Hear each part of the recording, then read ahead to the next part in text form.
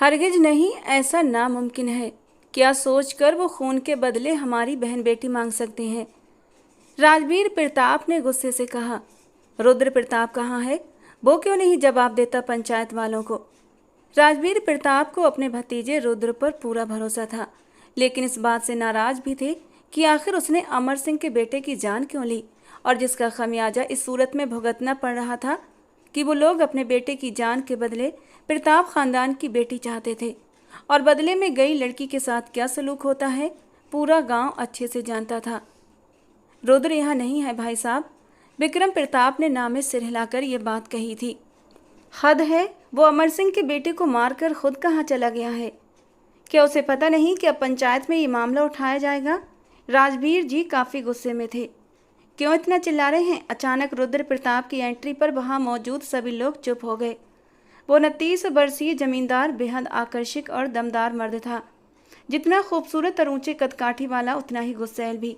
उसे जब गुस्सा आता तो अगर सामने वाला उसका दुश्मन होता तो जान से हाथ धो बैठता, और दोस्त भी उससे डरते थे। वो एक रौबदार मर्द था। अपने गुस्से में वो किसी की जान ले चुका था, और किसी और की नहीं बल्कि अमर सिंह के छोटे बेटे की। अमर सिंह और विक्रम प्रताप के परिवारों में शुरू से दोस्ती थी, लेकिन आगे चलकर कुछ बातों पर उनके बच्चों में मतभेद हो गए, जिसका उदाहरण रुद्र प्रताप ने अमर सिंह के बेटे को मार कर दिया। अब वे लोग पागल हो गए थे बदला लेने के लिए। आज पंचायत लगी थी जिसमें खून के बदले खून की बात की गई थी, लेकिन रुद्र वहां मौजूद नहीं था, इसलिए पंचायत को भंग कर दिया गया और अब कल फिर से वही सब होना था। प्रताप परिवार के सभी मर्द उस वक्त सिर जोड़े बैठे थे। क्या मसला है? इतनी उथल पुथल क्यों मची है हवेली में? वो आगे बढ़ते हुए अपनी लाल रेशमी शॉल को कंधे से दूसरे कंधे पर झटकते हुए अपनी गहरी हरी आंखों से सबको देखता हुआ बोला, क्योंकि अब वो लोग जान के बदले जान मांग रहे हैं, या फिर प्रताप खानदान की इज्जत मांग रहे हैं। विक्रम प्रताप की बात पर रुद्र के हाथों की मुट्ठियां कस गईं, जबकि हवेली की इकलौती औरत सुलोचना देवी भी वहां पर मौजूद थीं, सिवाय घर की लड़कियों के, जो अंदर से ही सब कुछ सुन रही थीं। कृतिका का दिल जोरों से धड़क रहा था। खून बहा में औरत की डिमांड की गई थी। गौहर रुद्र की बहन थी और कृतिका रुद्र की पत्नी। दोनों एक दूसरे का हाथ थामे खड़ी कांप रही थी। उनकी इतनी हिम्मत नहीं वो खून बहा मांगे। मैं मौजूद हूँ, मुझसे आकर बात करें वो लोग। रुद्र गुस्से से दहाड़ा था। वो आपसे क्या बात करेंगे जब कातिल ही आप हैं? हम पूछते हैं, इतना भी क्या गुस्सा कि आपने उस लड़के को मार ही डाला? विक्रम की बात पर रुद्र ने गहरी सांस ली थी। जो जिस लायक होता है रुद्र उसे बही देता है। रुद्र की आंखों में जरा सा भी पश्चाताप नहीं था, जिस बात पर राजवीर जी को भी बहुत गुस्सा आने वाला था। आ तो गया हूँ, मारा नहीं हूँ, देख लेंगे कल क्या होता है।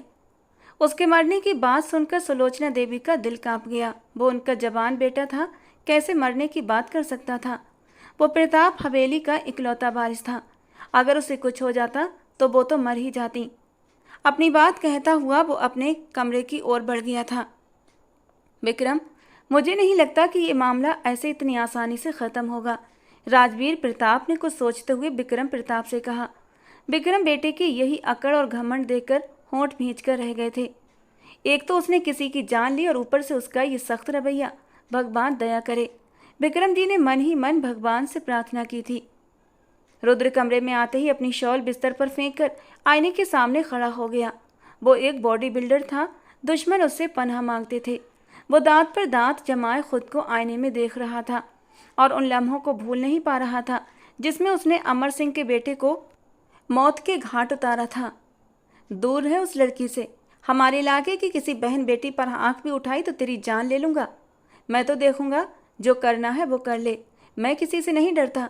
रूपेश सिंह ने भी छाती पर हाथ मारते हुए गुस्से से कहा था। रुद्र ने एक मुक्का उसके मुंह पर दे मारा। मार खाकर भी रूपेश सिंह बाज नहीं आया था। वो रुद्र प्रताप पर तंज करते हुए बोला, तू तो ऐसे उछल रहा है जैसे तेरी हवेली की बहन बेटी को छेड़ दिया है। इस बार रूपेश ने रुद्र की दुखती रग पर हाथ रख दिया था। उसकी बात पर रुद्र प्रताप के दिमाग में शोलों की तरह आग भड़क गई थी और उसने उसे गिरेबान से पकड़कर अपने सिर से उसका सिर बुरी तरह टकराया था। टक्कर इतनी जोर की थी कि रूपेश लड़खड़ा गया, जबकि रुद्र को जरा भी फर्क न पड़ा। मेरी हवेली की बहन बेटी पर नजर तो दूर की बात है, तू उनका नाम लेकर देख, तेरी जुबान खींचकर कुत्तों को डाल दूंगा।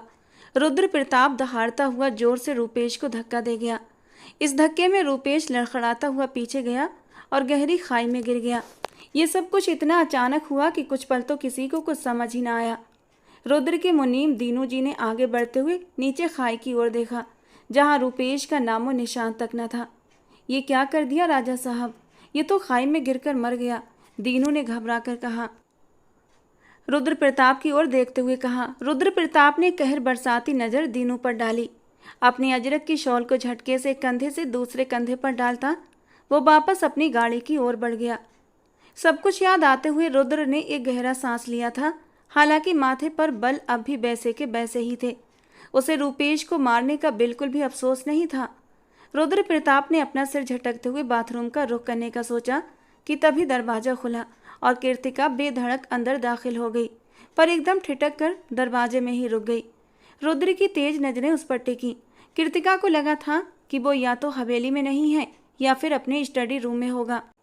उसको कमरे में मौजूद देखते ही कीर्तिका के चेहरे का रंग लट्ठे की तरह सफ़ेद पड़ गया।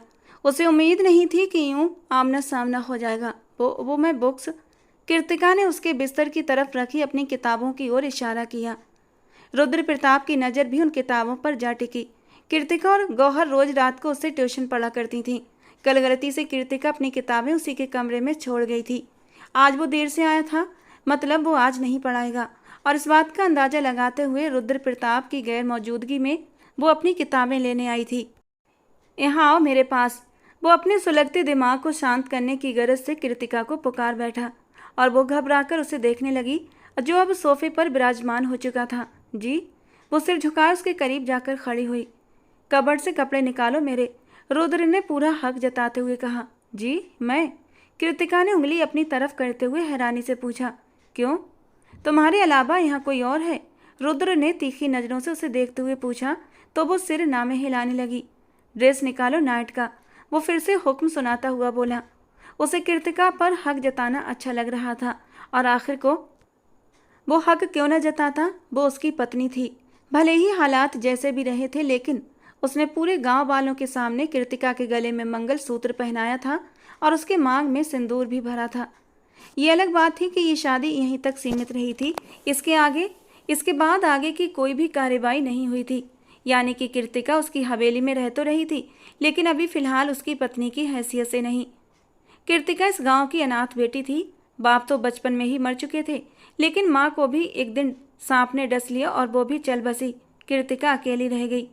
गांव के आवारा लड़के उस पर गंदी नज़र डालते थे और एक दिन खराब नियत के चलते वो उसके घर में घुस गए। रुद्र उस वक्त शहर से वापस लौट रहा था जब उसने कीर्तिका के चीखने की आवाज़ें सुनी। वो तुरंत उसके घर में दाखिल हुआ था और उन लड़कों को मार कर अधमरा कर दिया। पूरा गांव इकट्ठा हो गया था और तब रुद्र ने कीर्तिका को अपने साथ चलने को कहा, लेकिन गांव वालों के सवालों पर वो हैरान हुआ था। जब गांव वालों ने पूछा कि तुम किस हैसियत से इस लड़की को अपने घर ले जाना चाहते हो, और उसी वक्त उसने बिना सोचे समझे कीर्तिका का हाथ पकड़ा और गांव में बने मंदिर में ले आया था और गांव वालों के सामने ही उसकी मांग में सिंदूर और गले में मंगलसूत्र पहना दिया और उसे अपने घर लाकर अपनी माँ के हवाले कर दिया। इस बात को लगभग 3 महीने गुजर चुके थे।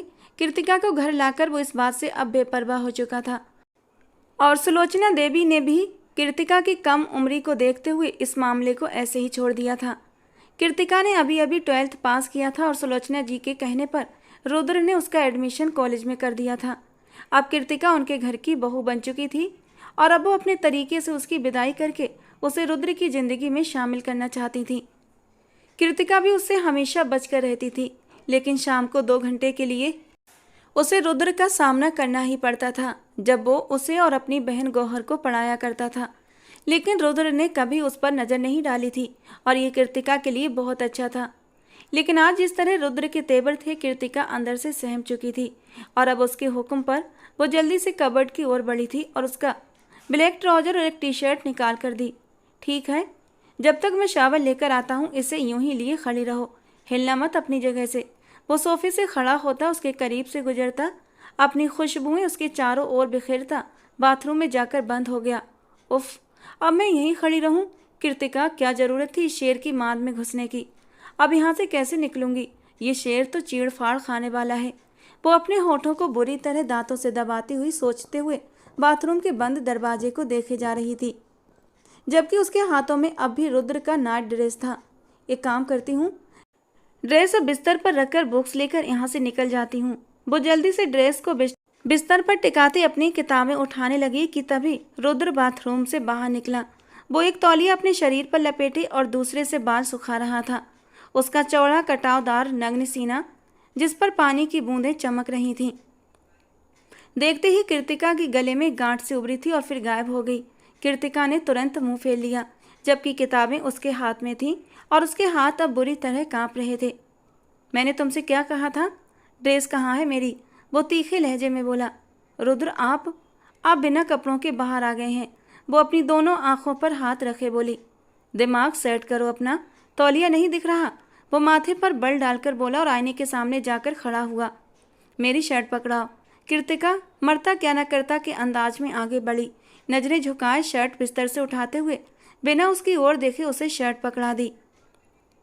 लेकिन रुद्र ने उसकी शर्ट पकड़ने की बजाय उसकी कलाई थामी और उसे अपनी ओर खींच लिया। वो इस अचानक हुए वार के लिए तैयार नहीं थी।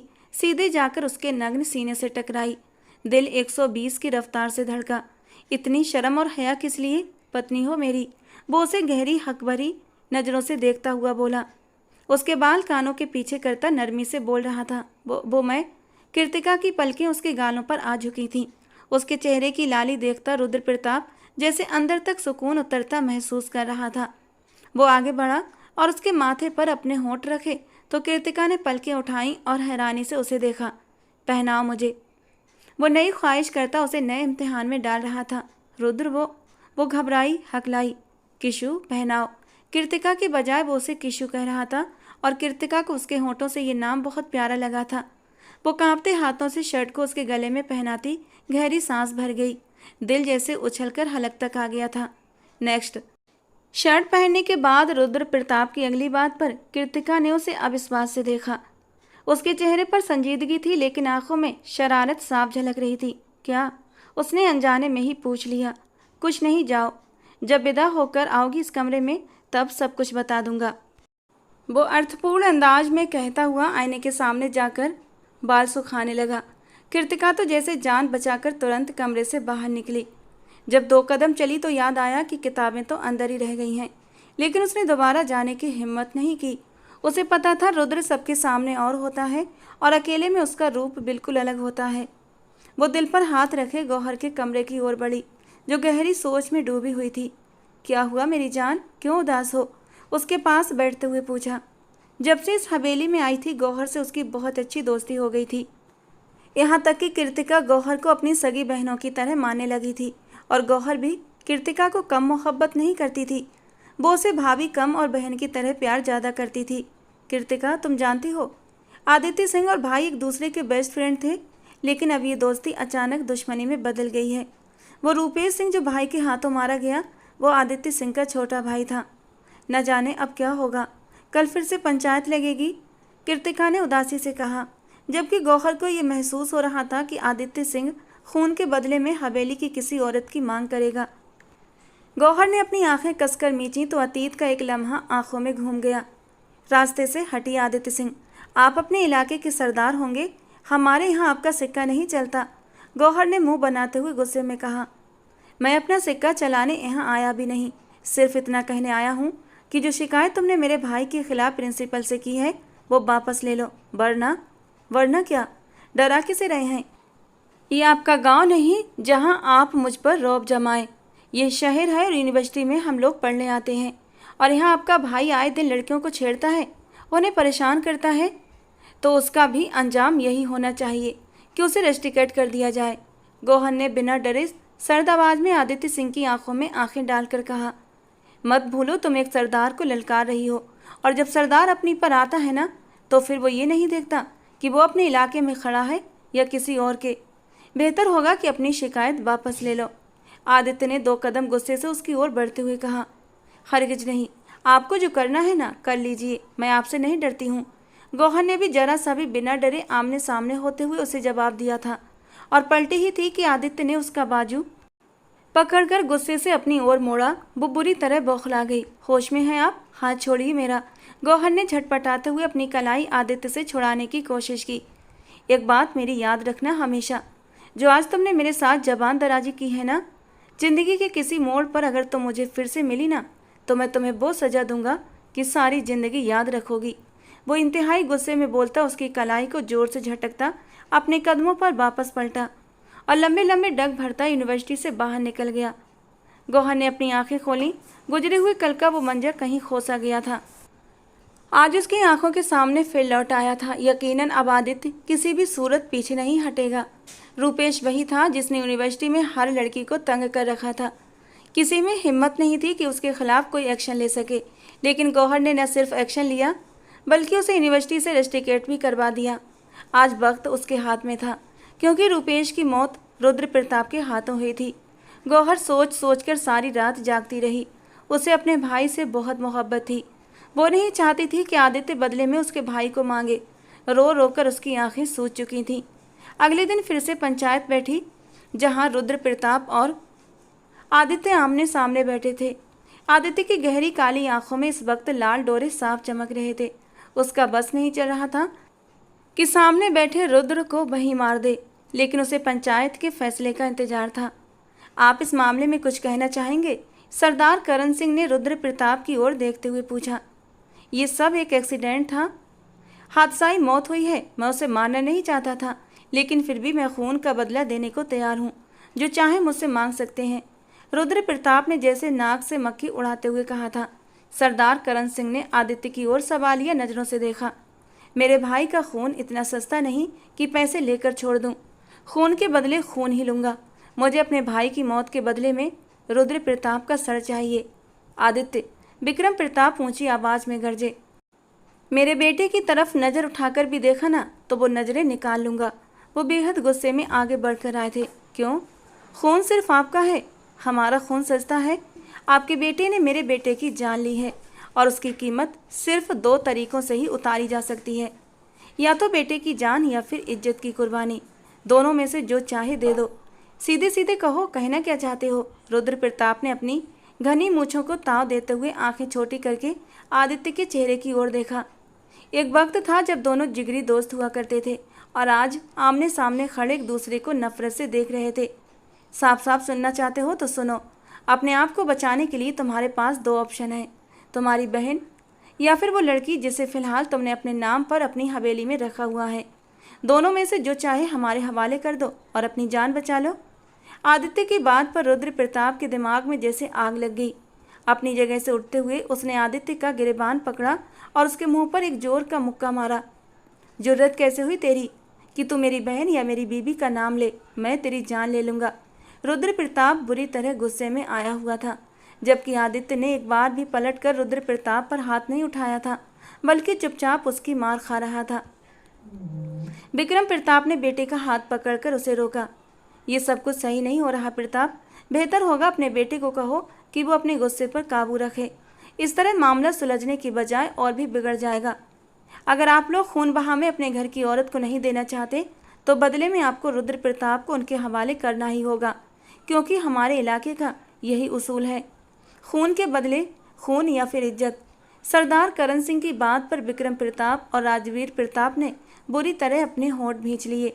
वो जानते थे कि पंचायत का फैसला यही होगा। रुद्र उनका इकलौता बेटा था, इकलौता वारिस, विक्रम प्रताप का बेटा और राजवीर प्रताप का भतीजा। वो किसी भी सूरत में रुद्र प्रताप को उनके हवाले नहीं कर सकते थे। पंचायत ने उन्हें एक दिन सोचने की मोहलत दी थी। हवेली वापस आते ही हवेली में जैसे भूचाल सा आ गया था। विक्रम प्रताप अपने बेटे से बहुत नाराज थे।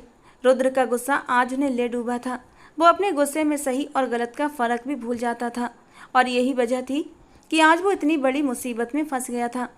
तो ठीक है, अगर उन्हें मेरा सिर चाहिए तो मैं देने को तैयार हूँ, लेकिन मेरे घर की, मेरे हवेली की किसी लड़की की तरफ उन्होंने आंख उठाकर भी देखा ना तो मैं उन्हें जान से मार दूंगा। और एक पाप की सज़ा मौत है तो एक से ज़्यादा की सज़ा भी मौत ही है। मरूंगा तो मार भी दूंगा। रुद्र ने गुस्से से अपनी शॉल को झटकते हुए कहा। तुम क्यों नहीं समझ रहे रुद्र प्रताप?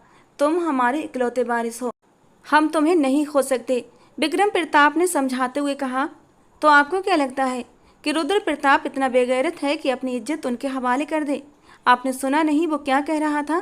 मेरी बीबी को मांग रहा था। उसकी जरूरत कैसे हुई ये शब्द कहने की? मैं उसे जान से मार देता अगर आप बीच में ना आते। उन लोगों ने तुम्हारी बहन का भी नाम लिया था। राजवीर प्रताप की आवाज़ धीमी पड़ गई, जबकि पर्दे की ओर से सुन रही गौहर और कृतिका दोनों के पैरों तले से जमीन खिसक गई थी। गौहर की आंखों में ढेरों आंसू देख कृतिका का दिल बुरी तरह धड़का। मेरी बहन मेरी जान है पापा, अगर किसी ने उसकी तरफ गंदी नज़र से भी देखा तो मैं लिहाज नहीं करूँगा। रुद्र प्रताप मुश्किल से अपने गुस्से को काबू करते हुए बोला था। बेहतर होगा इस मसले का कोई बेहतर हल ढूंढा जाए, बजाय आपस में लड़ने के। राजवीर प्रताप ने दोनों को एक दूसरे से अलग कर दिया। मैं तैयार हूँ खून बहा में जाने के लिए। अचानक से कृतिका ने आते हुए शब्द कहे तो सभी लोग एक पल को सन रह गए, और रुद्र का बस नहीं चला कि वो सामने खड़ी लड़की को चीर फाड़ दे। और जब रुद्र को अपना गुस्सा बर्दाश्त न हुआ तो अगले ही पल उसने आगे बढ़कर कृतिका के मुंह पर एक जोरदार थप्पड़ मारा था। वो लड़खड़ाती हुई सोफे के पास जाकर गिरी। गाल पर हाथ रखे हैरानी से उसने रुद्र प्रताप की ओर देखा। सुलोचना देवी ने आगे बढ़कर कृतिका को उठाना चाहा। रुक जाइए मामा, वहीं रुक जाइए। ये इस काबिल नहीं कि इससे हमदर्दी की जाए। जुर्रत कैसे हुई इसकी ये शब्द कहने की? होती कौन है ये कहने वाली? रुद्र का बस नहीं चल रहा था कि आज उसे जान से मार दे। वो रोती हुई अपनी जगह से हिचकियां भरती हुई खड़ी हुई और सहम कर रुद्र को देखने लगी। अंकल जी, वो विक्रम जी को पुकार गई। आवाज़ ना निकले तुम्हारी।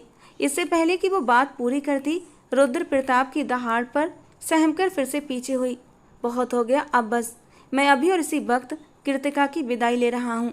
पत्नी है मेरी, और पत्नी बनकर मेरे साथ मेरे कमरे में रहेगी, और कोई बीच में नहीं बोलेगा। रुद्र प्रताप इतना गुस्से में था कि उस वक्त सबने चुप रहना ही बेहतर समझा। रुद्र ने गुस्से से आगे बढ़ते हुए कृतिका की कलाई पकड़ी और खींचते हुए उसे अपने कमरे की ओर ले गया। आप रोकते क्यों नहीं उसे? वो उसे कहीं कुछ कर न दे। सुलोचना देवी ने अपने पति की ओर देखते हुए कहा। आप जानती तो हैं उसे कितना गुस्सैल है। क्या जरूरत थी कृतिका को बीच में बोलने की? बात हो रही थी ना। विक्रम ने अपनी बीवी के पास जाते हुए ठंडे लहजे में बोलते हुए सोफे पर बैठकर कहा। राजवीर भाई, आप ही देख लीजिए उसे, रोकिए, वो कहीं कुछ बुरा न कर दे। सुलोचना देवी दिल की बहुत नरम औरत थीं।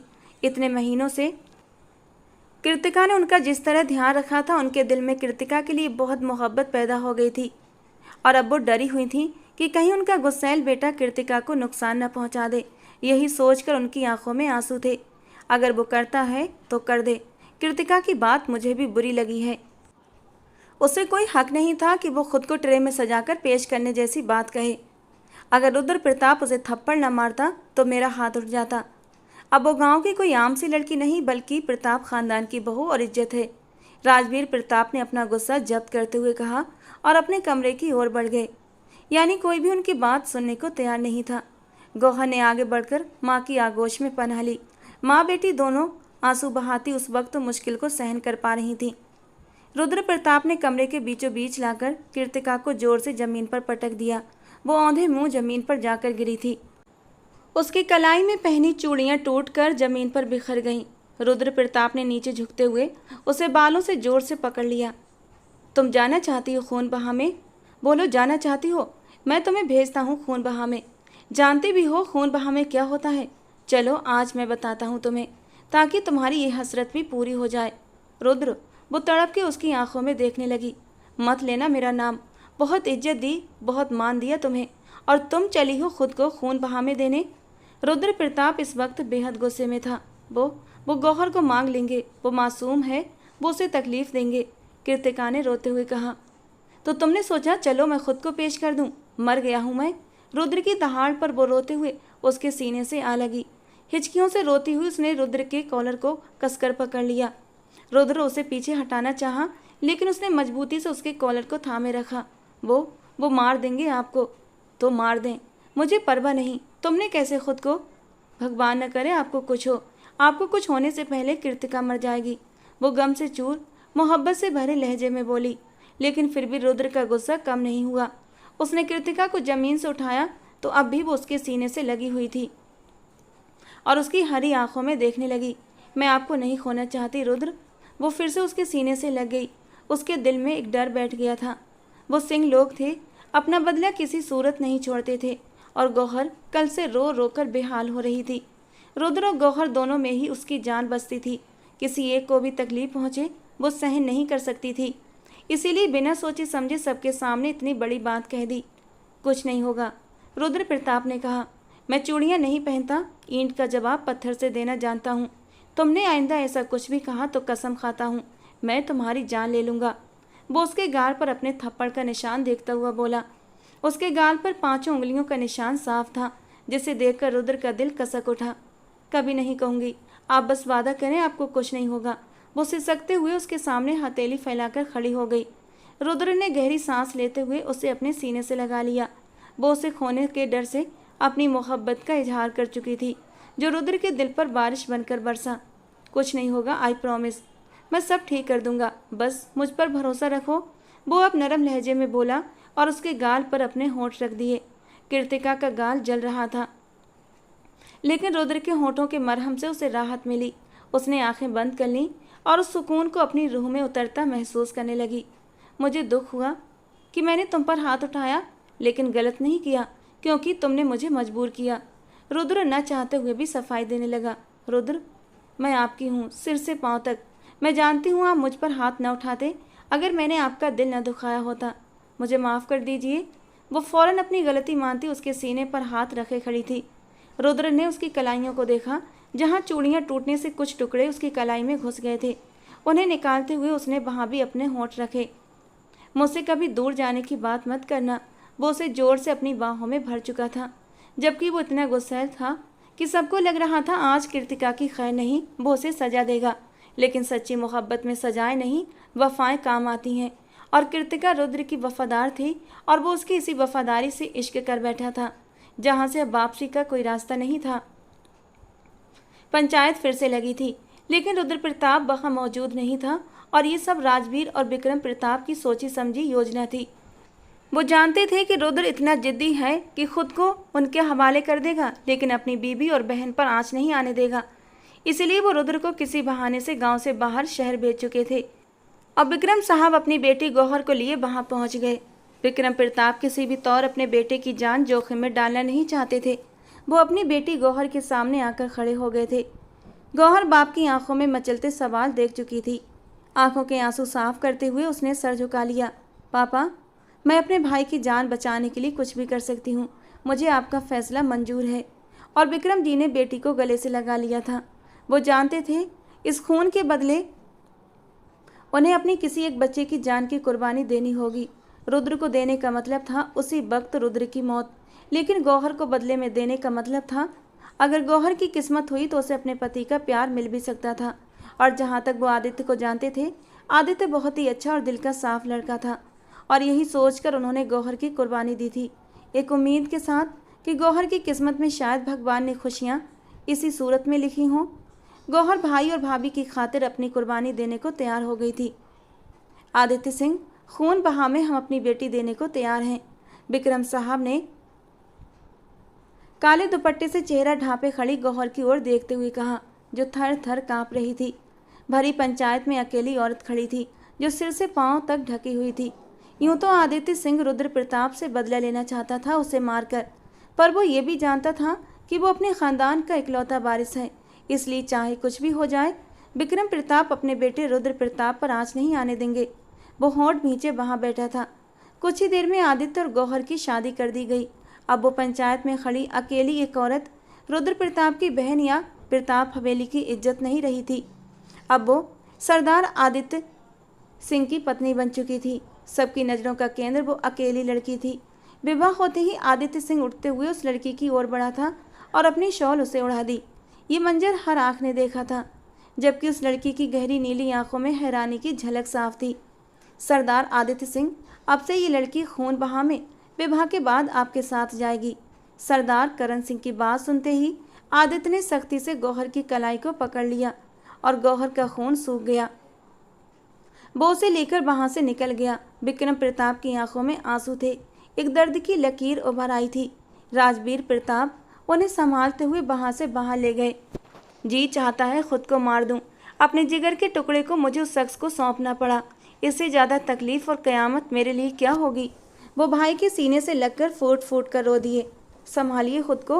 राजवीर प्रताप भी काफ़ी दुखी थे।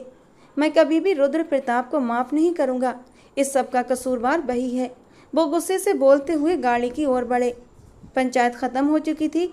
आदित्य सिंह को बेटी देकर आज एक बार फिर से बरसों से चली आ रही इस खून बहा की रस्म को जिंदा रखा गया था। कृतिका की आंखें रो रो कर सो चुकी थीं। उसे रुद्र प्रताप के कमरे में बंद कर दिया गया था। बाहर से दरवाज़ा लॉक था। वो बहुत तड़पी थी, लेकिन किसी ने उसकी एक न सुनी और वो गौहर को ले गए। उसके पास अपना मोबाइल भी नहीं था कि वो रुद्र प्रताप को कॉल करके बता देती। दरवाजे के पास बैठी वो रोए जा रही थी। उसे गौहर की याद आ रही थी। उस मासूम को उसके अपनों ने ही इस जालिम और घटिया रस्म की भेंट चढ़ा दिया था। आंसू एक बार फिर बहने लगे। न जाने वो शख्स गौहर के साथ कैसा सलूक करेगा। उसके घर वाले गौहर को कैसे ट्रीट करेंगे। क्या वो मासूम इस सब के लायक थी? नहीं, वो ये सब डिजर्व नहीं करती थी। काश रुद्र प्रताप आपने अपने गुस्से पर काबू पा लिया होता तो ये दिन न देखना पड़ता। उसे आज रुद्र प्रताप के किए पर भी दुख हो रहा था, जिसकी वजह से उसकी बहन आज ऐसे मोड़ पर आकर खड़ी हो गई थी कि उसके अपने ही उसे कुर्बान कराए थे। वो घुटनों में सिर दिए वहीं दरवाजे के पास जमीन पर बैठे बैठे रोते रोते आंखें मूंद गई। आदित्य सिंह गौहर को लेकर हवेली में दाखिल हुआ तो सबने उसकी ओर देखा। उसके हाथ में गौहर की कलाई थी और गौहर जिसने खुद को अच्छे से ढक रखा था, उसके ऊपर आदित्य की काली शॉल ये बताने के लिए काफ़ी थी कि वो उसे अपने विवाह में ले चुका है। दादी ने सिर नामे हिलाते हुए दुख से आदित्य को देखा। वो इस बेहुदा रस्म के सख्त खिलाफ थी। सिर्फ वही नहीं, बल्कि हवेली की हर औरत इस रस्म के खिलाफ थी। जहाँ करते तो मर्द थे और भुगतना औरतों को पड़ता था। हर बार औरत ही क्यों सजा के लिए आगे कर दी जाती थी? मर्द होकर मर्द से बदला क्यों नहीं लिया जाता था? आज दादी ने अपने जाबाज पोते को दुख भरी निगाहों से देखा, जो भाई के खून बहा में एक लड़की को बदला उतारने के लिए ले आया था। दादी, आज से ये सिंह हवेली में रहेगी। इस पर जितने चाहे सितम करें, नौकरों से भी बदतर सलूक करें आप। 1 मिनट आदित्य सिंह। आदित्य की माँ साधना सिंह ने ऊंची आवाज में उसे ललकारा। ये कहाँ का इंसाफ है? आप इस मासूम को बिना किसी गुनाह के कैसे सजा दे सकते हैं? ये क्यों सजा काटे और क्यों किया आपने इस गंदी रस्म को जिंदा? क्यों आदित्य सिंह? हमें आपसे ये उम्मीद नहीं थी। साधना जी की आंखों में दुख और गुस्से से आंसू भर आए। आदित्य सिंह ने अपनी मुट्ठियां सख्ती से भींच लीं। वो क्या क्या सोच कर बैठा था, लेकिन उसकी माँ ने उसके सारे प्लान पर पानी फेर दिया। ये रस्म बरसों से चली आ रही है माँ, और चलती रहेगी। बाकी रह गई मेरे भाई के कत्ल के बदले की बात, तो वो मैं रुद्र प्रताप को मारकर ही पूरा करूँगा। आदित्य सिंह के लहजे में शदीद गुस्सा था। आप ऐसा कुछ नहीं करेंगे आदित्य सिंह। अचानक से वो लड़की अपना नकाब हटाते हुए सख्त लहजे में बोली। उसकी बेपनाह खूबसूरती देख वहाँ मौजूद हर कोई हैरान रह गया। आदित्य सिंह भी एक पल को बुरी तरह ठिठका था। वो नहीं जानता था सामने खड़ी लड़की वही थी जो उसे यूनिवर्सिटी में झगड़ा कर चुकी थी। उस समय तो वो उस लड़की को धमकी देकर छोड़ गया था, पर उसके बाद अपने कामों में इस कदर व्यस्त हो गया कि उसे भूल ही बैठा था। शादी होते वक्त भी उसने दुख और गुस्से से अपनी आंखें बंद कर ली थीं और उसने कसम खाई थी कि दुश्मन लड़की को कभी नज़र भरकर नहीं देखेगा। उसे ले जाकर अपने घर वालों के सामने पेश करेगा और उनसे कहेगा कि इस लड़की पर जुल्म सितम के पहाड़ तोड़ दिए जाएं कि ये सह न सके। इसकी चीखों से पूरी हवेली कांप उठे। लेकिन अब जब उसने उस लड़की को देखा तो हैरान रह गया था, और आज उसी लड़की को अपनी पत्नी के रूप में विवाह करके वो बदले जैसी रस्म के नाम पर घर भी ले आया था। आपने मुझे खून बहा में लिया है आदित्य सिंह। आप मेरे भाई को कुछ नहीं कर सकते। गौहर की आंखें नम थीं, लेकिन लहजा मजबूत। अच्छा, तो अब तुम मुझे बताओगी कि मुझे क्या करना है और क्या नहीं? वो उसे कलाई से थामे सख्ती से अपने करीब कर गया। अब तो उसे पुराना हिसाब भी चुकता हो गया था। गौहर ने सहम कर उसे देखा। आदित्य सिंह, बच्ची की कलाई छोड़ दो, दादी ने गुस्सा काबू करते हुए कहा। उसे छोड़ने के लिए थोड़ी थामा है दादी, और जब ही अपने भाई के किए का बदला भुगतने के लिए खुद को पेश कर रही है तो मैं क्यों पीछे हटूं? साधना जी बेटे की हठधर्मी देखकर गुस्से से आगे बढ़ी थी। आदित्य, अगर तुमने इस बच्ची पर जुल्म किया तो मुझसे बुरा कोई नहीं होगा। मैं भला क्यों जुल्म करने लगा माँ? पत्नी बनाकर लाया हूँ। पत्नी बनाकर अपने साथ अपने कमरे में रखूँगा, और अंदर कमरे में पति पत्नी क्या करते हैं ये बात सिर्फ अंदर तक ही सीमित रहती है। उसके शब्दों की आंच में गौहर के साथ साथ उसकी माँ का दिल भी झुलस चुका था। वो जानती थी कि उनका बेटा आदित्य सिंह कितना जिद्दी है। उन्होंने दुख से गौहर को देखा था। वो मासूम फूलों जैसी नाजुक सी लड़की क्या उनके हट्टे कट्टे इतने अड़ियल जवान बेटे के गुस्से को सह सकेगी? सोच कर ही उनका दिल कांप उठा था। वो अपना गुस्सा काबू करते हुए गौहर की कलाई थामे अपने कमरे की ओर बढ़ा। उसकी बातें सुनते गौहर के रोंगटे खड़े हुए थे। न जाने अब वो कैसे कैसे उससे बदला लेगा। कमरे में ले जाते हुए उसका शरीर डर से थर थर कांपने लगा। क्या हुआ? अभी तो मैंने कुछ किया भी नहीं और तुम भी थरथराहट तारी हो गई। वो कमरे के दरवाजे को लॉक करते हुए उसे देखते हुए सिगरेट सुलगाते हुए दांत पर दांत जमाए बोला था। गौहर कुछ न बोल सकी। जानती हो बदले की इस रस्म में औरत के साथ क्या सलूक होता है? वो धुआं उसके मुंह पर उड़ाते हुए पूछने लगा। गौहर ने अपनी कांच सी आंखें उस पर टिका दी। आप मेरे साथ जबरदस्ती करेंगे, मुझे हर तकलीफ पहुंचाएंगे, मुझे नोचेंगे, मेरे वजूद को दागदार करेंगे। वो बिना रुके सब बोलती चली गई। आदित्य ने होंठ भींचकर उसे देखा। कुछ पल के लिए गहरी खामोशी छा गई। ओके, समझदार हो तुम, मुझे नहीं समझाना पड़ा, लेकिन इस सब को थोड़ा और ट्विस्ट पर लेकर आते हैं। इस तरह मज़ा नहीं आएगा। आदित्य सिंह पीछे हटते हुए सोफे पर बैठा, दोनों हाथ सोफे की बैक पर फैलाए। रिमूव ड्रेस, वो हुक्म जारी करता उसे गहरी अधिकार भरी निगाहों से देखता हुआ बोला। गौहर ने कांपते हुए उसे देखा। उसे लगा शायद उसने कुछ गलत सुना है। वो पत्थर बनी खड़ी रही। सुना नहीं तुमने? यूनिवर्सिटी में पढ़ती हो, काफ़ी जहीं रही हो, इतनी इंग्लिश तो आती होगी। वो टांग पर टांग जमाए बोला। रिमूव। वो अब की बार सिगरेट का कश लेते हुए दहाड़ा था। गौहर ने डरते हुए अपने तन से उसकी शॉल को उतारते बिस्तर पर रखा।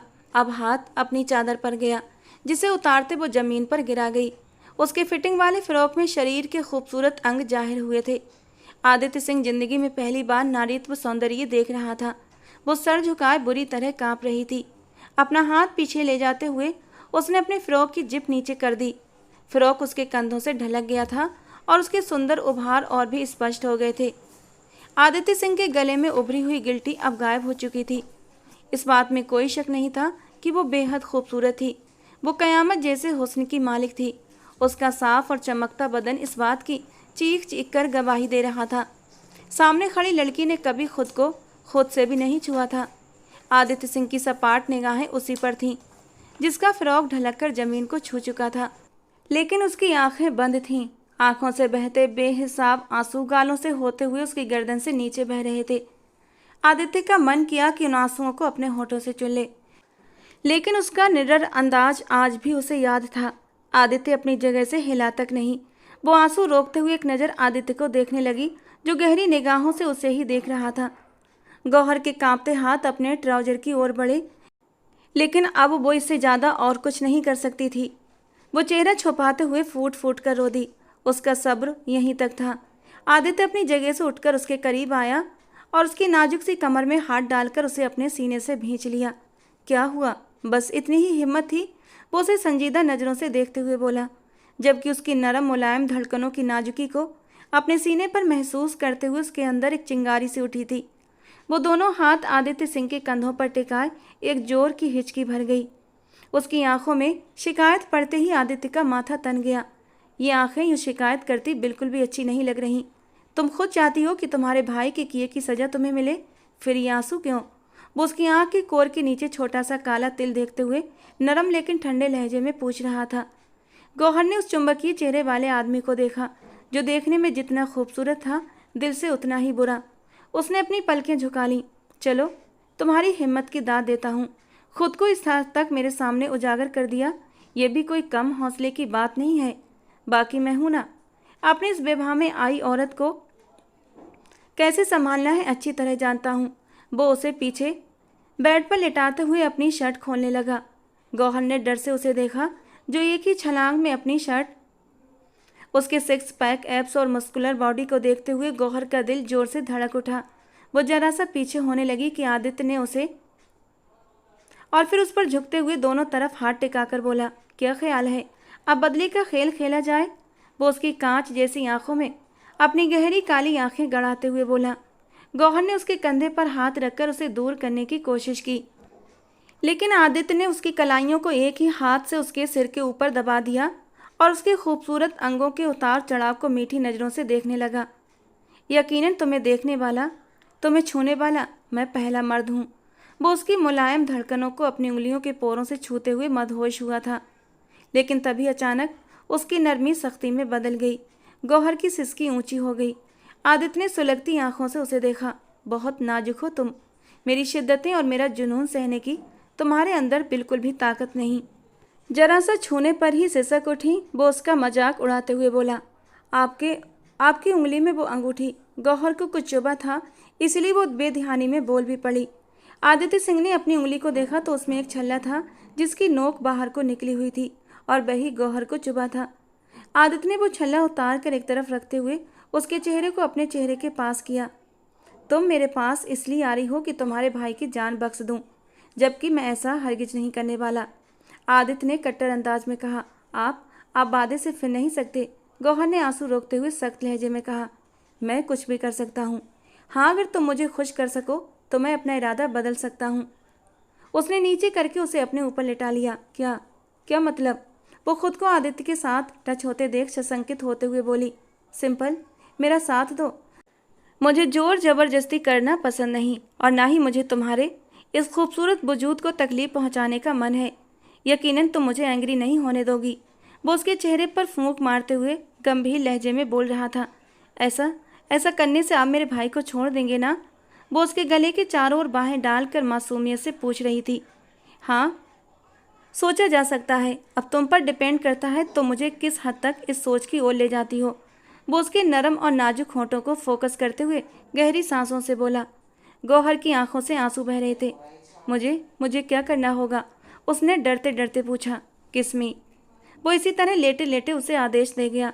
गौहर ने झुककर उसके गाल पर होंठ रखे और आदित्य ने उसे घूर कर देखा। बीबियां कहाँ प्यार करती हैं, ये तक नहीं पता तुम्हें? मुझे नहीं पता। वो रोते हुए परेशान होती उसके सीने में मुंह छिपाते हुए बोली। उसका यूं उसके सीने से लगना आदित्य के पूरे शरीर में करंट की तरह दौड़ गया था। उसके लिए अचानक दिल में भावनाएं बदल गई थीं। उसने बहुत नरमी से उसका चेहरा सामने किया और उसकी रोई रोई आंखों को देखा। अभी तक मैंने रोने की वजह नहीं दी है और तुमने अपनी आंखें सुझा ली। वो इस बार बहुत नरमी से बोला था, जिस पर गौहर हैरान हुई। चलो फिक्र मत करो, मैं हूं ना, सिखा दूंगा। वो धीरे धीरे उस पर झुकते हुए उसे अपनी बाहों में समेट कर नीचे कर गया। पहले आप वादा करें, आप मेरे भाई को कुछ नहीं कहेंगे। वो उन पलों में उससे वादा मांग रही थी जब वो उसे दूरी बना ही नहीं सकता था। ये वादा नहीं कर सकता।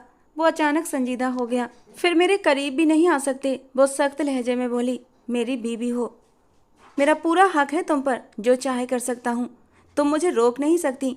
वो माथे पर बल डालते हुए गुस्से वाले लहजे में बोला। ये शादी मैंने अपने भाई की जान बचाने के लिए की है। अगर आप उनकी जान बख्शने नहीं वाले तो मैं क्यों अपना आप आपको सौंपूं? वो भी आमना सामना करती हुई बोली। आदित्य ने एक नज़र उसे गहरी निगाहों से देखा। उसका सरापा ऐसा तो नहीं था कि वो अनदेखा कर देता या उसके पास न जाता। धीरे से उसकी ब्यूटी बोन पर लब रखते हुए वो उसे बेबस कर गया। वो बुरी तरह झटपटाई थी, लेकिन आदित्य की पकड़ से खुद को निकाल न पाई। अब आज ना आए, कहा था साथ दो, लेकिन तुम नहीं मानी, तो अब सहो मेरी शिद्दतों को, जो तुम्हें इस रूप में देखकर तुम पर बरसने के लिए तैयार हैं। वो उसके लबों पर झुकते हुए उन्हें अपनी पकड़ में ले गया। आई हेट यू, वो रोते हुए बोली। I hate you too. वो उसकी धड़कनों पर अपने दहकते होंठों का नरमी से स्पर्श बिखेरता जा रहा था। इतनी नरमी थी उसके स्पर्श में कि वो हैरान नज़रों से उसे देखने लगी। क्या हुआ? उसके हैरान नज़रों से देखता हुआ वो लाल नशीली मदहोश भरी नज़रें उस पर गड़ाते हुए बोला। आप तो कह रहे थे कि आप मुझसे नफरत करते हैं, जबकि आपके स्पर्श में मुझे जरा भी नफरत महसूस नहीं हो रही। वो मासूमियत से बोली। तो आदित्य धीरे से मुस्कुरा दिया। तुम इतनी मासूम और नाजुक हो कि तुम्हारे साथ कुछ भी कठोर करने का दिल नहीं कर रहा। वो उसकी आंखों को चूमते हुए बोला, जो रो रोकर सूज चुकी थीं। उसके लबों का ठंडा सा स्पर्श उसकी जलती आंखों को ताजगी दे गया और फिर धीरे धीरे वो उसे पूरी तरह अपनी बाहों में लेता सब कुछ भुला बैठा। गौहर भी उसकी नरमी पर उसे अपना आप सौंप बैठी। रात के 2 बज रहे थे जब दरवाज़ा खुला और रुद्र प्रताप अंदर दाखिल हुआ। दरवाजे के पास ही घुटनों में सिर दिए बैठी कृतिका को देखते हुए वो ठेठका। कृतिका, कृतिका उठो, यहाँ क्यों बैठी हो? रुद्र प्रताप परेशान हुआ। कृतिका ने नीम खुली आंखों से रुद्र को देखा। रुद्र, आप आ गए? कहाँ चले गए थे आप? वो रोते हुए उसके गिरेबान को झंझोड़ते हुए बुरी तरह रो पड़ी। क्या हुआ? वो उसे अपनी बाहों में भरते हुए परेशानी से बिस्तर पर लेकर आया। उसे बिस्तर पर बिठाते हुए वो पीछे हटने लगा, लेकिन कृतिका ने उसे सख्ती से पकड़ लिया। कृतिका, बताओ तो सही, हुआ क्या है? आखिर रो क्यों रही हो इतना? वो उसके पास ही बैठते हुए उसके चेहरे पर आए बालों को पीछे करते हुए बहुत ही प्यार से पूछ रहा था। आपने आने में देर कर दी रुद्र, आपको नहीं जाना चाहिए था। आप क्यों? कृतिका को समझ नहीं आ रहा था वो कैसे उसे आज का हुआ अत्याचार बताती। अच्छा, रिलैक्स हो जाओ पहले, खामखा अपनी तबीयत खराब करोगी। चलो उठो, मुंह हाथ धोकर आओ, फिर बात करते हैं। वो रिलैक्स अंदाज में उससे बात कर रहा था। नहीं, मुझे अभी बात करनी है। आप? अभी वो बात पूरी करती कि दरवाजे पर दस्तक हुई। रुद्र ने आगे बढ़कर दरवाज़ा खोला तो सुलोचना जी को देखकर वो ठिठका। मम्मी जी, आप इस वक्त? हाँ, मुझे कृतिका से कुछ ज़रूरी बात करनी थी। उनका अंदाज काफ़ी गंभीर था। जी, अंदर आइए, रुद्र प्रताप ने कहा। रुद्र, तुम काफ़ी लेट आए हो, फ्रेश हो जाओ, मैं खाना देती हूँ। नहीं मम्मी जी, भूख नहीं है, मैं बस आता हूँ। वो बाथरूम में घुसते हुए उन्हें अकेला छोड़ गया। कृतिका, रुद्र प्रताप को कुछ बताने की ज़रूरत नहीं थी। जो बताना होगा, जिस तरह बताना होगा, हम लोग खुद बता देंगे, और इस वक्त तो बताकर घर में विवाद मत डालना। वो माथे पर बल डालकर बोली। लेकिन आंटी जी, वो गौहर, चुप रहो, ये बात अब जबान से मत निकालना। जो बात शोभा नहीं देती उसे कहो भी मत। लेकिन आंटी जी, वो तकलीफ में होगी, वो लोग न जाने उसके साथ। कृतिका रो दी। ये सब नसीब के खेल हैं। तुम भगवान से प्रार्थना करो गौहर के लिए, भगवान उसके नसीब अच्छे करे। मेरी बेटी बहुत हिम्मत वाली है, आज तक उसने कभी किसी के लिए बुरा नहीं किया, फिर भगवान जी मेरी बच्ची के साथ बुरा क्यों करेंगे? फिलहाल चुप हो जाओ, तुम्हें मेरी कसम। वो अपने आंसू दुपट्टे से सुखाते हुए उठ गईं। वो खुद किस दर्द में थीं क्या बताती, लेकिन मजबूर थीं। औरों की तरह खुदगर्ज हो गई थीं। बेटे को बचाने के लिए बेटी को कुर्बान कर दिया था।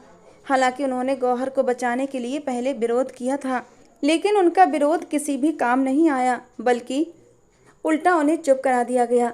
वो उठ के दरवाजे की ओर बढ़ी कि कृतिका ने उठकर उन्हें अपने सीने से लगा लिया, जैसे उनका गम हल्का करना चाहा। वो जानती थी गौहर उनकी बेटी है, उनका खून, उनके दिल पर क्या गुजर रही होगी। सुलोचना जी ने रोते हुए उसके सिर पर हाथ फेरा और बिना कुछ कहे वहां से बाहर निकल गईं। कृतिका, क्या हुआ है? कौन सी बात है जो तुम्हें इतना परेशान कर रही है? वो शावल लेकर बाहर आया तो कृतिका को आंसू रोके बिस्तर पर लेटे पाया। रुद्र प्रताप को पास आता देख वो उठ बैठी।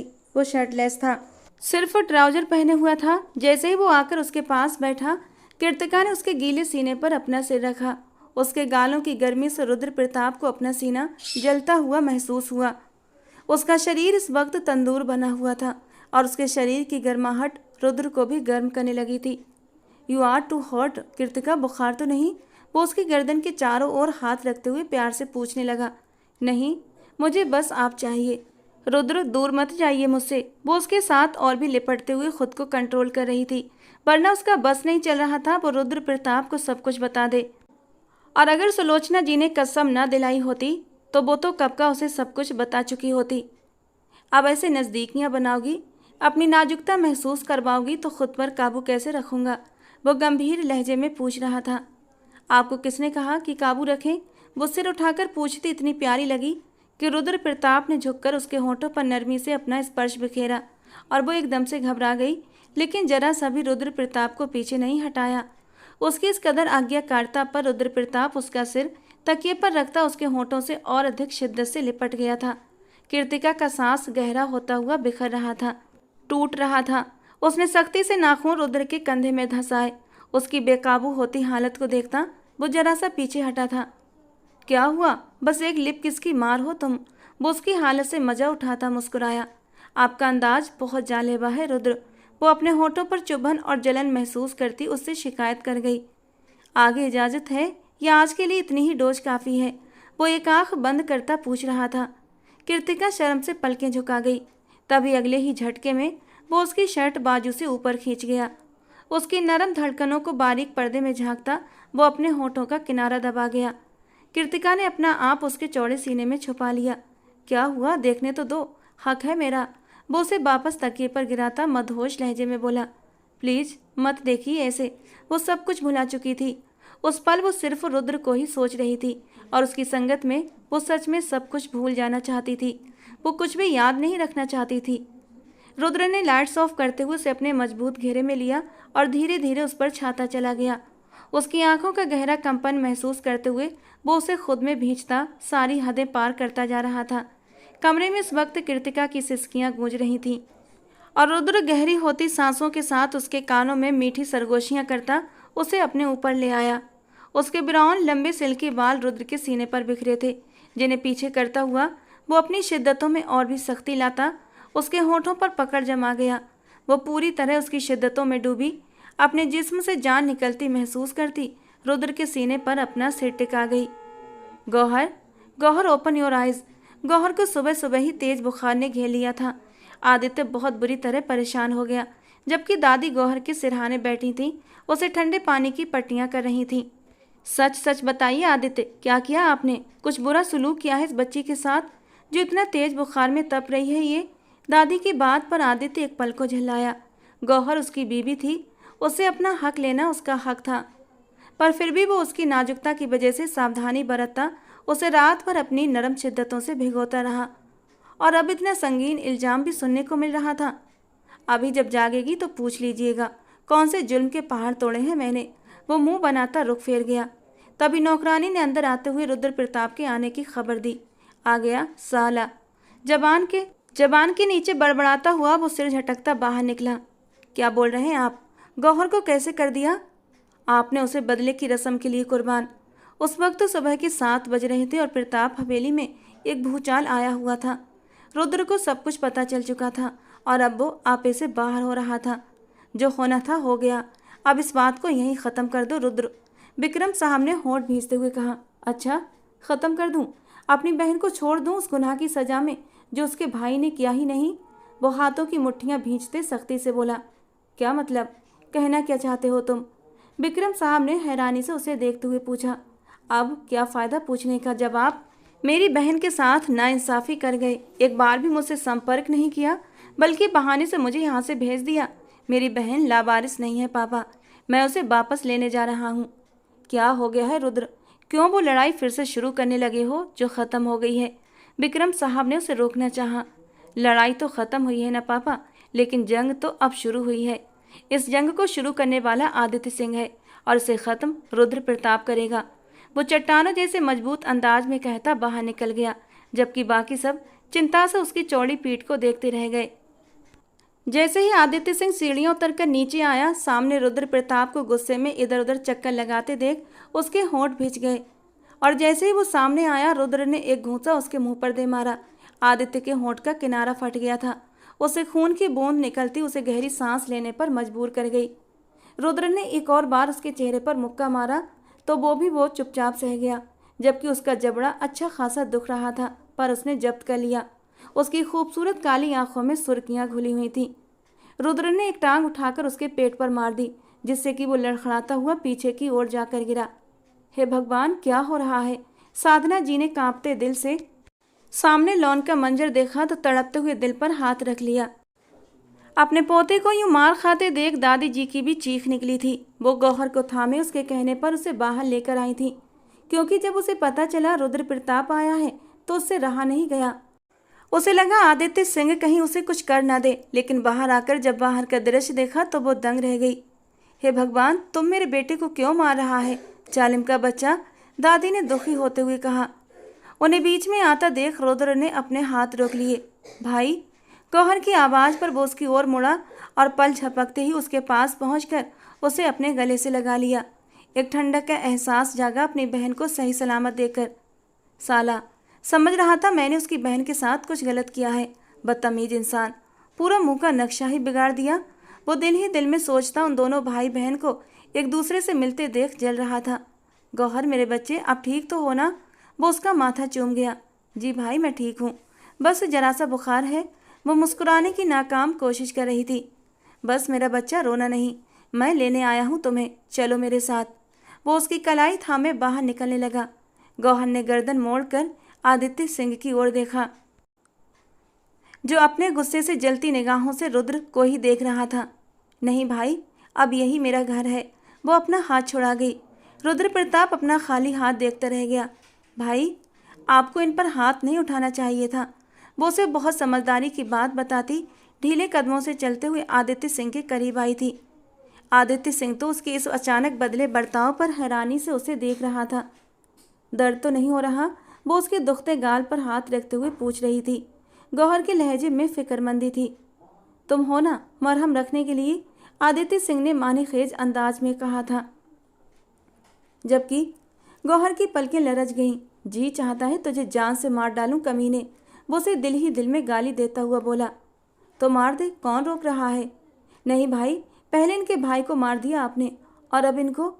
जिंदा है वो। रुद्र ने आदित्य को घूरा जो कान खोजाता सर दाएं बाएं करने लगा था। व्हाट? ये अब क्या? गौहर को यकीन न आया। इतने में बिक्रम साहब और राजबीर साहब भी वहां पर आ पहुंचे। साधना जी ने फौरन साड़ी का पल्लू अपने सर पर लिया था। गौहर अपने पिता के गले लगती आंखों में आंसू भर लाई। बिक्रम साहब बेटी को देखकर दुखी हुए थे। अपने किए पर उन्हें पछतावा हुआ और फिर रुद्र ने सारे राजों से पर्दे उठा दिए। रुपेश सिंह जिंदा था। आदित्य सिंह ने ही उसे छिपाया हुआ था और उसकी मौत की झूठी खबर फैला दी थी ताकि सबको लगे कि वो रुद्र प्रताप के हाथों मारा गया है और वो बदले में गौहर का हाथ मांग ले। और वैसा ही हुआ। उसने खून बहा में गौहर को मांगा। गौहर जिससे वो पहली नज़र में ही दीवाना होकर मोहब्बत करने लगा था और जिसे वो एक दिन भी भुला नहीं पाया था। रुद्र प्रताप के साथ उसकी दोस्ती बहुत गहरी थी, लेकिन गौहर के रिश्ते के बारे में वो एक बार हल्के से बोला था जिस पर रुद्र ने उसे सख्ती से मना कर दिया था। तब ये बात वहीं पर ख़त्म हो गई थी। पर आदित्य सिंह के दिल में गौहर की छवि बस चुकी थी और फिर उसे मौका मिल गया जब रूपेश पर आदित्य ने हमला किया। वो खाई में नहीं गिरा था, उसे वक्त पर आदित्य के भरोसेमंद आदमी ने बचा लिया था। और रुद्र को तब शक हुआ जब उसने खून बहा में उसकी बहन को मांगा, वरना वो सिंह था और सिंह खून का बदला खून से ही लेते हैं। और रुद्र ये भी जानता था कि सिंह खानदान में इस बदले की रस्म को कितना बुरा माना जाता है। इसके बावजूद भी आदित्य ने इस बदले की रस्म को आगे बढ़ाया और बदला उतारने के लिए गौहर को मांग लिया। रुद्र तो तभी से शक में पड़ गया था कि जरूर दाल में कुछ काला है। रुद्र ने उसके खास आदमी पर नजर रखी। कल रात ही उसे सारी सच्चाई का पता चल गया था। तभी वो हवेली देर से घर पहुंचा था और फिर बाकी उसे देर हो गई थी। आदित्य सिंह गौहर को अपने नाम लिखवा चुका था। ऐसे क्या घूर रहा है? आदित्य ने नाक से मक्खी उड़ाई। बहुत बड़ा कमी। रुद्र प्रताप के बाकी के शब्द उसके मुंह में ही रह गए जब वहां मौजूद सभी बड़ों को देखकर उसने अपने होंठ भींचे। बहुत गलत बात है आदित्य सिंह, ये तरीका नहीं किसी की बहन बेटी से विवाह करने का। 100 तरीके होते हैं। मोहब्बत का मतलब ये नहीं कि उसूलों को, रीति रिवाजों को तोड़ दिया जाए। उसके पिता ने गुस्से से कहा तो वो मुंह बनाते गौहर को देखने लगा जो अब उसे ही घूर रही थी और वो भी ढीठ बना सबको छोड़कर बस गौहर को ही देखे जा रहा था। उसे तो बस गौहर की नाराजगी की फिक्र थी। काफ़ी देर तक सबकी बहस जारी रही और आखिर में फैसला गौहर के हवाले कर दिया गया। बुखार की वजह से उसका चेहरा बेहद लाल हो चुका था। वो अपनी जगह से उठी तो लड़खड़ा गई। अगले ही पल बिना किसी की परवाह किए आदित्य ने उसे अपने सीने से लगा लिया और अपनी शॉल उसके चारों ओर लपेट दी। गौहर ने गहरा सांस भरते हुए सुकून से आदित्य की ओर एक नज़र डालते हुए फिर रुद्र को देखा। वो सब समझ गया था। मेरी बीबी की तबीयत ठीक नहीं है, उसे आराम की ज़रूरत है। आप सब लोग खाना खाकर जाइएगा। वो सबको बहुत सम्मान से कहता हुआ गौहर को गोद में उठाए अपने कमरे की ओर बढ़ गया, जबकि वहां मौजूद सभी ने इधर उधर नजरें चुराई थीं। आदित्य सिंह का अंदाज बेहद बेबाक था। बिक्रम साहब ने रुद्र की ओर सवालिया नज़रों से देखा तो वो सिर हिलाता अपने पापा के साथ वहां से निकल गया। जब उसकी बहन खुश थी तो वो कैसे उसे वहां से लेकर जाकर उस पर जुल्म करता। हाँ, आदित्य के पापा अमर सिंह ने रात दुल्हन की मुंह दिखाई के फंक्शन के लिए उन्हें दावत जरूर दी थी ताकि सबको आदित्य सिंह की शादी का पता चल जाए। दिल तो करता है उसके भाई को सच में नरक पहुंचा दूं। अपनी शर्ट के बटन खोलते हुए वो बड़बड़ाया। खून खराबा हर मसले का हल नहीं होता रुद्र साहब। कृतिका ने उसकी पीठ पर बाहें रखी तो रुद्र ने उसे बाहों से थामे आगे करते हुए ड्रेसिंग टेबल पर बिठाया। अच्छा, मुझे आग से खेलना पसंद है। वो उसकी नाक की टिप पर होंठ रखते हुए मुस्कुराता हुआ खुमार भरे लहजे में बोला। रुद्र, एक बात बोलूं? वो उसके सीने में मुंह छुपाती मिन्नत करने लगी। उसके गले से दुपट्टा उतारते हुए एक तरफ करता हुआ उसकी शर्ट के ऊपर से ही वो उसकी धड़कनों को अपनी मुट्ठी में ले गया। वो सिसकी भरते हुए उसे देखने लगी। रुद्र ने आईब्रोज खींची। गौहर की मुंह दिखाई की रस्म हुई। फिर मेरी क्यों नहीं? मैं तो दुल्हन भी नहीं बनी। वो नजरें झुकाए बोली। रुद्र को इस वक्त कृतिका पर ढेर सारा प्यार आया। भले उसने अब तक अपने होठों से शिकायत नहीं की थी, लेकिन कृतिका के दिल में ये मलाल जरूर था कि ना तो उसकी शादी धूमधाम से हुई थी, ना ही विदाई। बस जल्दबाजी में मंदिर में ले जाकर मंगलसूत्र और सिंदूर की रस्म करके उससे अपने नाम कर लिया गया था, और फिर विदाई भी हाथ पकड़कर अपने कमरे में लेकर आया था। और आज ये शिकवा कृतिका के होठों पर आई गया था। कृतिका के माथे को प्यार से चूमते हुए वो उसे अपने सीने से लगा गया। गौहर की मुँह दिखाई की रस्म के बाद हम वो सारी रस्में करेंगे जो एक शादी में होती हैं। तुम्हारे दिल के सारे अरमान निकलेंगे। वो उसे बाहों में भरते हुए बिस्तर पर लेकर आया तो वो खुश होते हुए उसके गले में बाहें डाल गई। दोस्तों, आज की हमारी कहानी आपको कैसी लगी कमेंट बॉक्स में ज़रूर बताना। पसंद आई हो तो प्लीज़ लाइक करना। रोज़ एक नई और रोमांटिक कहानी सुनने के लिए हमारे चैनल को सब्सक्राइब करना। मिलते हैं दोस्तों अगली किसी नई कहानी में।